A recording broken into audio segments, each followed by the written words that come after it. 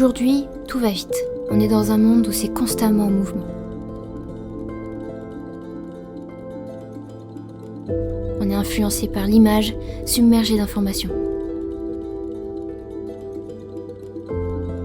Je suis passionnée par l'audiovisuel depuis pas mal de temps maintenant et j'avais envie de vous partager ça. Les moments de vie, les émotions, l'entraide.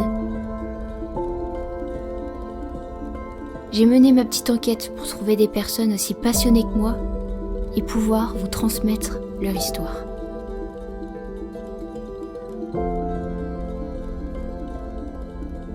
J'ai remarqué Sarah Aublin, une connaissance de lycée.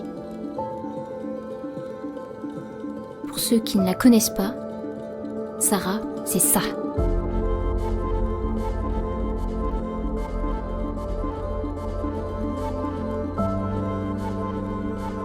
Autant vous dire que j'ai sauté sur l'occasion, je me suis empressée de lui envoyer un message.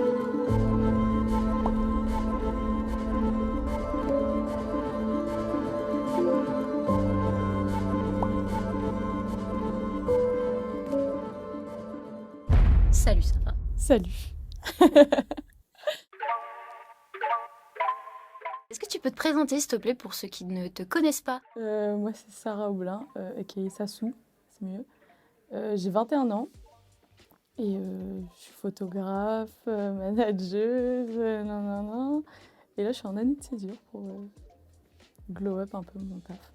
Comment ta passion pour la photographie est-elle née? J'ai toujours aimé ça, mais sans m'attarder sur le fait que j'aime ça. À partir du moment où j'ai eu mon premier téléphone et tout, j'étais pas genre sur Retrica. Moi, j'étais direct sur des applications d'édit, à éditer et tout machin, ou rééditer des photos que je voyais, etc.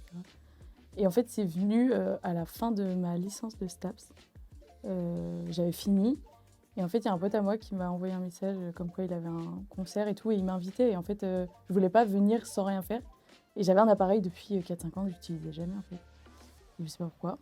Et du coup, j'ai fait ça, il a kiffé, et du coup, j'ai jamais arrêté. Et j'ai kiffé aussi, genre vraiment. Voilà, c'est venu en vrai, il n'y a pas vraiment. Enfin, ça a toujours été en moi, mais c'est venu il y a pas longtemps.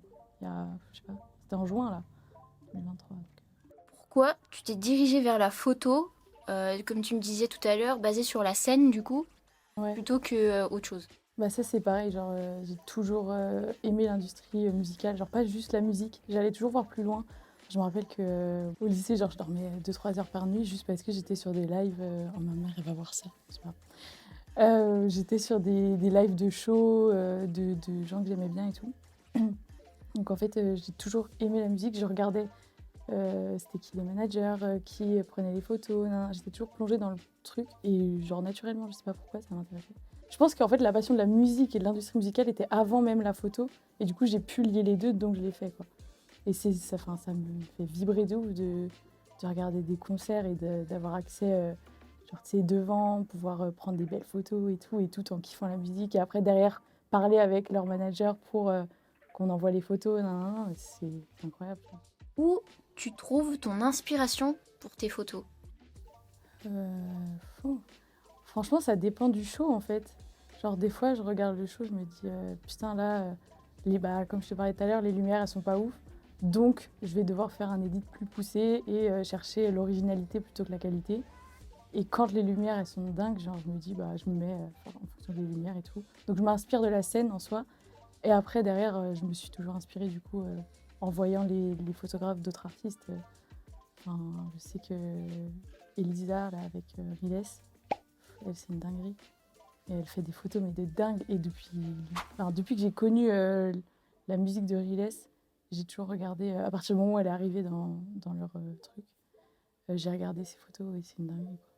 Donc elle m'inspire beaucoup. Et après, ouais, le reste, c'est la scène qui m'inspire. Et l'artiste en soi, genre, si c'est un artiste, par exemple, je te dis, j'ai fait Suzuya, lui, il cache son visage. Donc en fait, la photo, il faut qu'elle soit qualitative, mais surtout genre originale, derrière tout un truc avec les lumières, etc. Parce qu'en fait, on voit pas son visage, donc il n'y a pas de netteté sur son visage, sur ses expressions de visage, etc. Du coup, ça dépend vraiment de l'artiste, de la scène et tout. Voilà. Créative quoi. Ouais, c'est ça. Je le fais sur le moment. Genre, je prends les photos, puis après, en fonction des photos, je regarde ce que je peux faire avec. Je me rappelle qu'avant aussi, je regardais beaucoup Victor Laborde. Pareil, hein, c'était parce que j'aimais beaucoup Riles à un moment. Et du coup, je regardais toujours derrière qui suivait et tout. Et après, en inspiration photographe, je regarde un peu d'où ça vient. Et en fait, plus je fais des photos, plus il y a des photographes comme moi qui sont sur les mêmes scènes que moi. Et après, on se partage nos photos et tout. Et eux, ils sont cool aussi. Mais c'est.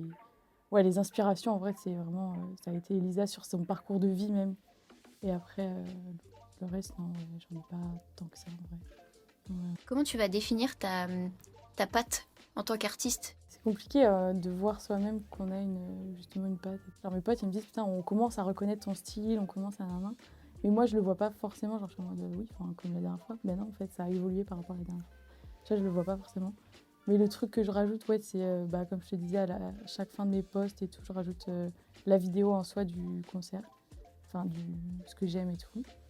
Et après, en patte, je sais pas, j'aime bien quand on voit vraiment les expressions des artistes. Genre, je sais que j'ai fait des photos la dernière fois de Wassim, un mec incroyable. Et lui, il danse en même temps sur scène et tout. Et du coup, c'était incroyable à prendre. Et genre, les photos que j'ai postées, c'est surtout là où on voit, genre, vraiment, il danse, ses expressions de visage et tout. Ça, j'aime trop. Genre, quand la photo, elle est pas genre portrait, tu vois. Genre, vraiment, le truc en mode, il bouge, ça se voit que c'est en mouvement et tout. Ça, je kiffe.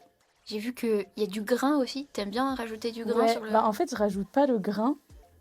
C'est parce que je suis en high qualité et tout. Et en fait, quand j'arrive sur mon truc d'édit et tout, je rajoute un peu de netteté pour rajouter cet effet granuleux, mais sans mettre des grains en mode, tu sais, qui font effet un peu faux.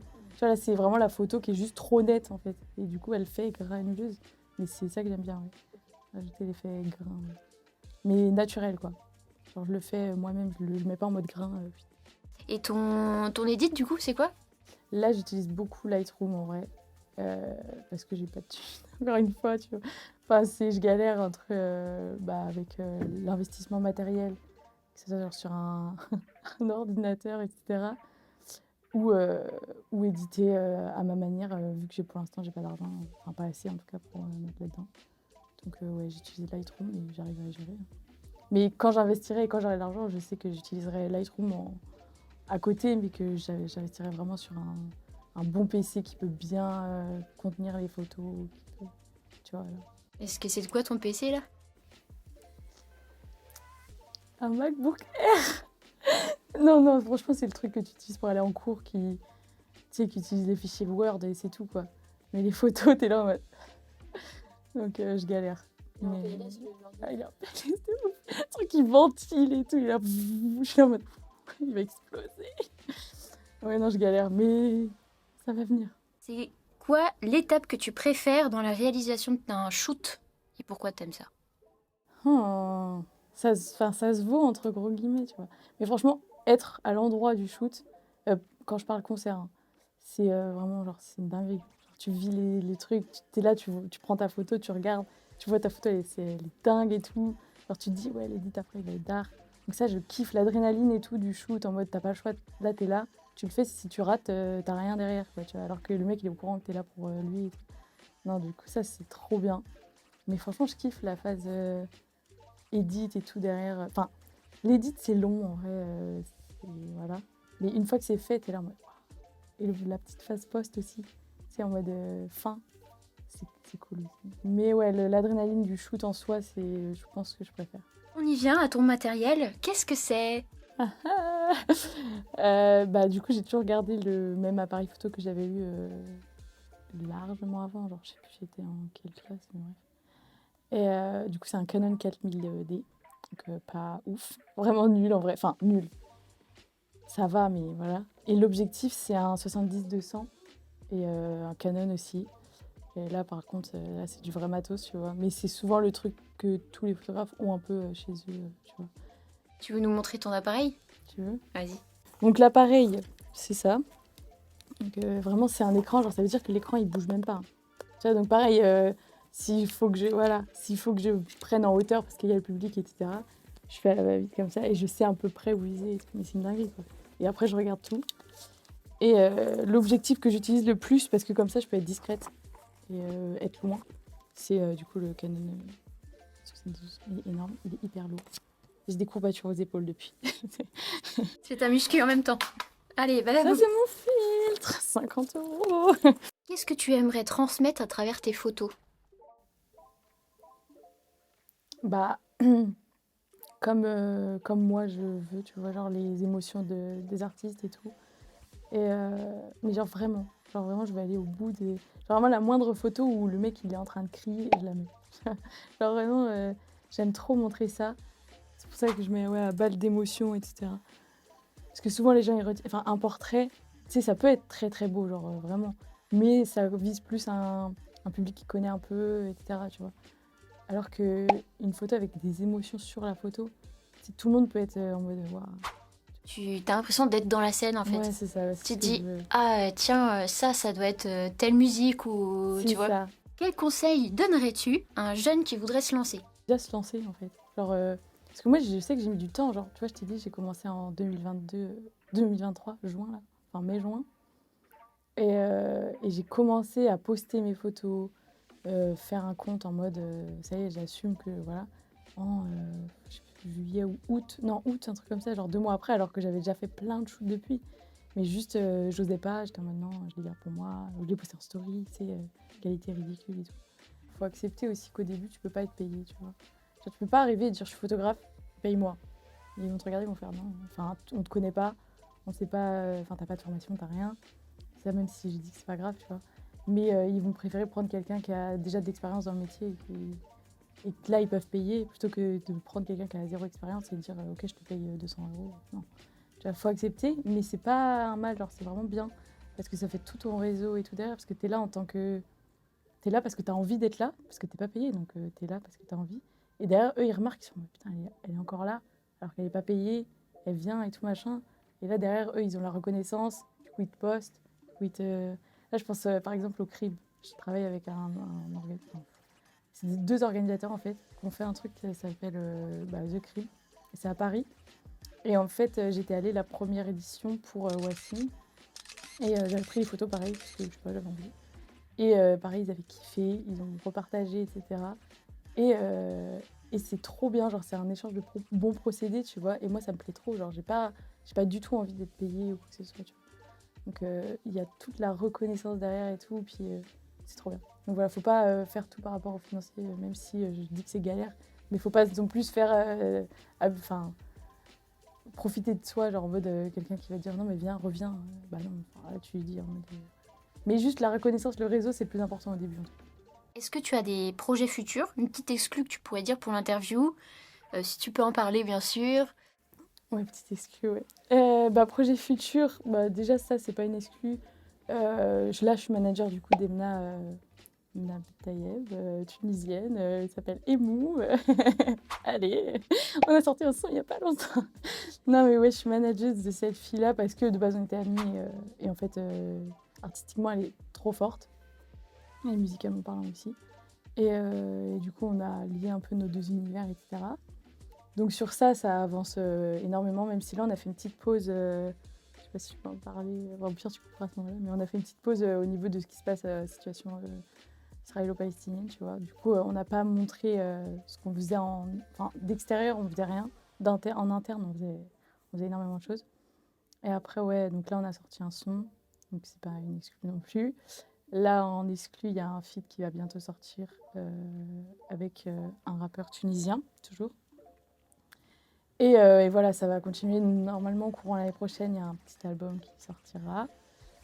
Pareil, ça, je verrai tout ça. On va revoir tout ça en janvier, là, quand j'y retourne.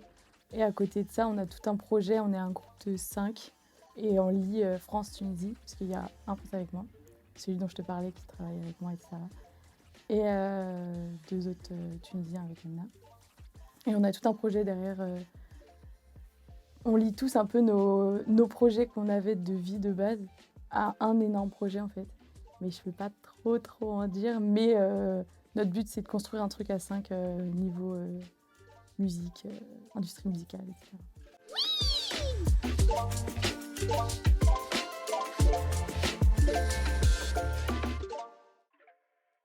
1, 2, 3. Ton téléphone ou ton appareil photo? Appareil photo. Concert ou voyage? Voyage. Charlotte ou Alexis? Charlotte, c'est horrible. Train ou avion? Avion. Canon ou Sony? Canon. iOS ou Android? iOS. Photo ou vidéo? Photo.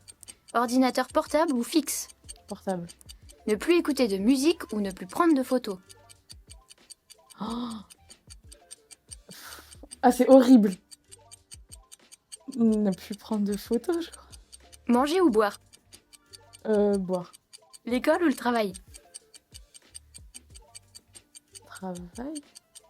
Rap ou pop? Rap. En retard ou en avance? En retard. Crêpe ou galette? Crêpe. Pain au chocolat ou chocolatine? Pain au chocolat. Instagram ou TikTok? Insta. Netflix ou Disney? Netflix. Tunisie ou France? Tunisie. On te retrouve sur quels réseaux sociaux? Est-ce que tu as un site internet ou juste voilà? Non, ouais, sur les réseaux, c'est plus. Je suis plus sur les réseaux, sur Insta, principalement. Et c'est sarah.oblin, du coup, sarah.oblin. Est-ce que tu veux faire une publicité à quelqu'un en particulier? Bah, Emna, par exemple, ma petite protégée. Ouais, sur Insta, c'est. Comment dire? Ouais, c'est EMUUNOO. Est-ce que tu as un mot de la fin? Paix.